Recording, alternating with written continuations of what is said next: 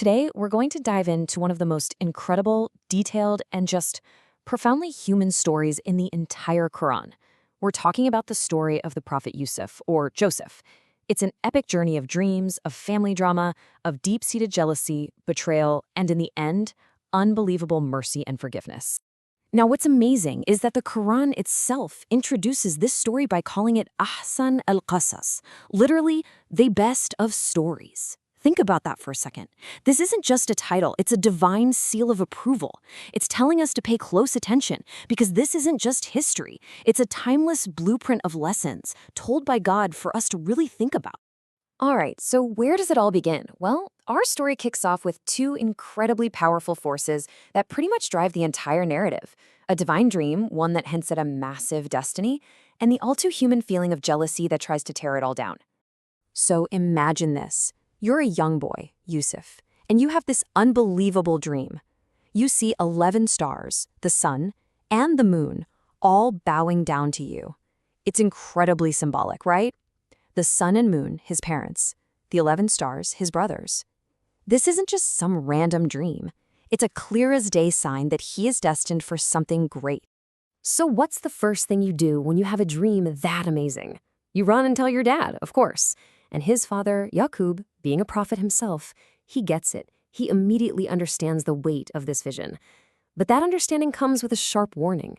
He knows his other sons, and he knows that this kind of divine favor could spark some serious, dangerous envy.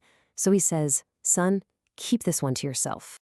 But it was too late. The jealousy was already there. And this is where things get really dark really fast. The brothers' complaints about their dad loving Yusuf more spiral into a full-blown conspiracy. At first, they talk about killing him, but then they settle on something they think is better. Just get rid of him. They throw him into a well, and then, in an act of pure cruelty, they take his shirt, stain it with animal blood, and show it to their father as proof that he's gone. So, how does a father react to this kind of devastating news?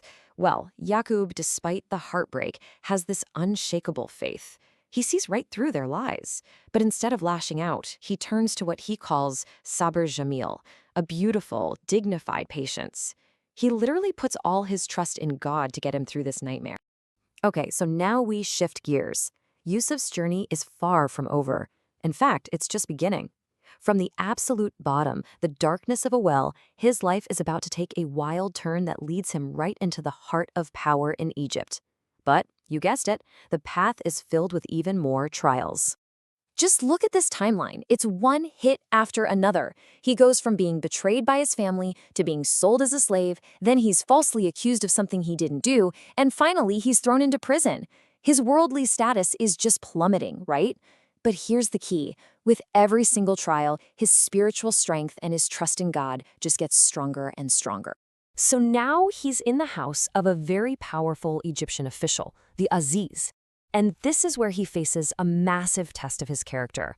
The official's wife tries to seduce him, but Yusuf immediately seeks refuge in God. He refuses, pointing out the kindness his master has shown him. It's a make-or-break moment of integrity, and it's absolutely central to his story. And here's the crazy part. There's actual physical proof of his innocence. As he runs away from her, she grabs his shirt from behind and it tears. Think about it. It's like a detective story. The tear is on his back, proving he was fleeing, not attacking. But does the truth matter? Nope. To protect the family's honor, the evidence is ignored and an innocent man is sent to prison, just like that. And listen to what he says in this moment. This prayer tells you everything you need to know about him. He's faced with a choice. Given to temptation, or go to jail for a crime he didn't commit. And he says without hesitation, "My Lord, prison is better." He would literally rather be locked up in the cell than betray his Lord. Wow. Okay, so now Yusuf is in the darkness of a prison cell. But remember that special gift he had? The ability to interpret dreams? The very thing that got him into this mess in the first place? Well, get ready because that gift is about to become his ticket out and the key to his unbelievable rise to power. Even in prison, Yusuf isn't just sitting around. His gift becomes known. He meets two other inmates, and he correctly predicts exactly what's going to happen to them. But get this, before he even tells them the interpretation, he uses the opportunity to talk to them about faith, about one God. His gift is always a tool for a higher purpose. Years go by. And then the king of Egypt himself has a bizarre, unsettling dream that nobody in his court can figure out.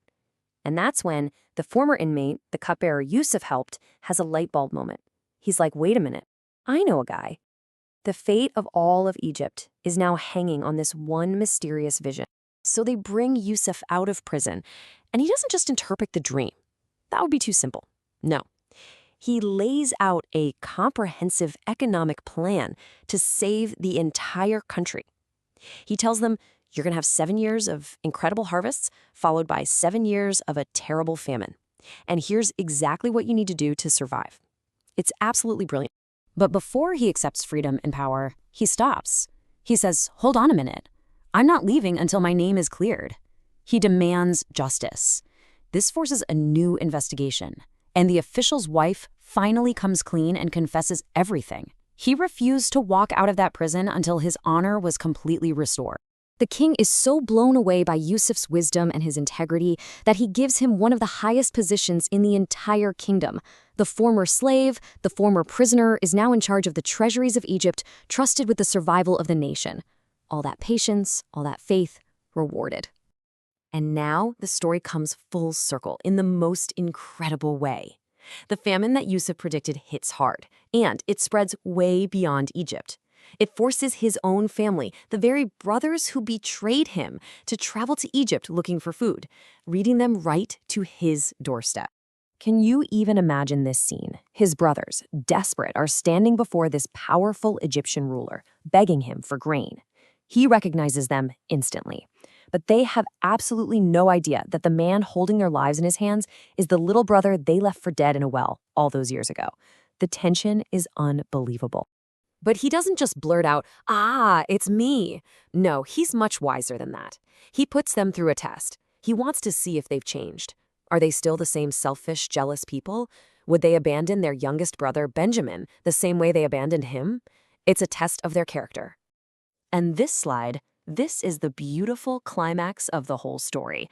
When the brothers finally show real remorse and prove they've changed, Yusuf reveals himself. And what comes next isn't revenge. It's not "I told you so." It's pure, unbelievable grace. He says, "There's no blame on you today. May God forgive you." The whole family is brought to Egypt, and in this incredibly emotional reunion, his parents and all 11 brothers bow before him. And this isn't a bow of servitude, it's a bow of respect and gratitude to the man who saved them all. That dream from all those years ago, it finally came true.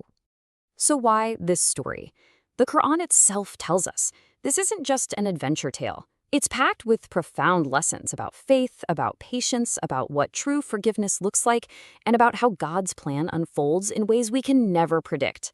It's there for anyone who's willing to really think about it. From the bottom of a dark well to the highest office in the land, Yusuf's journey is this incredible testament to faith. It shows us that even our most painful trials can be pathways to a good we could never have imagined. So it leaves us with a question to really ponder. In our own lives, when we face our own tests, how do we find that patience and that purpose?